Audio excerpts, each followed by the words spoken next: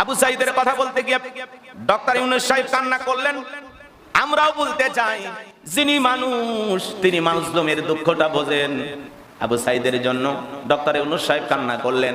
আমাদের দেশের সাবেক প্রধানমন্ত্রী শেখ হাসিনা মেট্রো রেল দেখে কান্না করেছিলেন, বিটিভি ভবনের ধ্বংসলীলা দেখে কান্না করেছিলেন, কিন্তু শহীদদের জন্য এক মিনিটও কান্না করার সুযোগ পাই নাই। নিজের ক্ষমতা টিকিয়ে রাখার জন্য কয়েকদিন আগে মাত্র কয়েকজন শহীদের মা বাবাকে নিয়ে আইসা একটু বুকে জড়াইয়া একটু আদর আপ্যায়ন কইরা সামান্য কিছু আর্থিক সহযোগিতা কইরা একটু শাক দিয়ে মাছ ঢাকার চেষ্টা করেছিলেন, কিন্তু সেটাও বিফলে গেছে। কথা বলেন ঠিক কি না?